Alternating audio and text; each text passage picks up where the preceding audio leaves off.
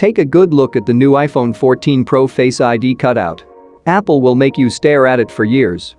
Yes, we're here to talk about the iPhone 14 Pro and iPhone 14 Pro Max and their newly revealed, extravagant Face ID-enabled notch replacement. But before we do so, let me take you on a quick stroll down memory lane. If you're not 9 years old, you can skip this part of the story, as you've probably encountered an iPhone with a home button before. You can argue about whether the iPhone is the best phone in the world, whether it's innovative enough, or if iOS is as customizable as it should be. However, one thing that stands no argument is that you know an iPhone when you see it. No matter if it's on or off, or whether you're looking at its front, back, or, frankly, even sides. For many years, up until 2017, the honor of helping the iPhone stand out went to a few key features and design elements.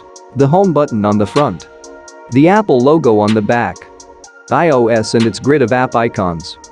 The iconic iPhone ringtone. Then, pushed by the urge for innovation and profit, Apple decided to do away with one of the features that made the iPhone look like an iPhone, perhaps the most important one. The home button was retired in 2017, at least on Apple's flagship lineup, to make way for the iPhone X and its home button-less, chin-less display. But at this point, the home button wasn't just an iPhone design element and Apple's preferred method of UI navigation, it was also the key to your iPhone.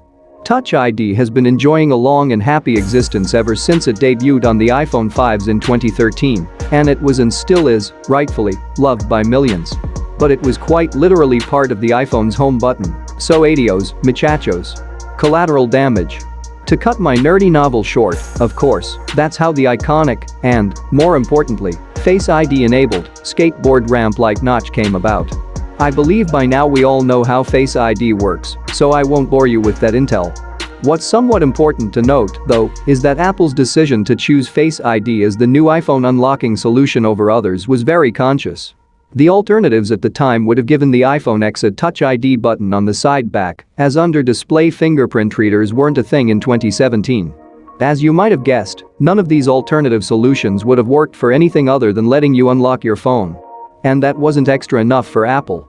For one, the iPhone would have started to look very Android-ish, but more importantly, none of the aforementioned hardware solutions would have been recognizable enough to perform the job of a free, walking marketing agency for the iPhone.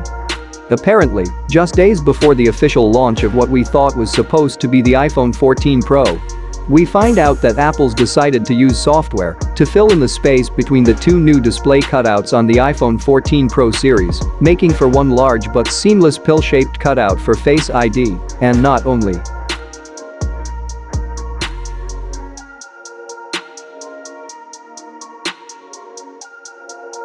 So guys, that's all in this video. For more interesting videos, subscribe to the channel and press the bell icon to never miss an update.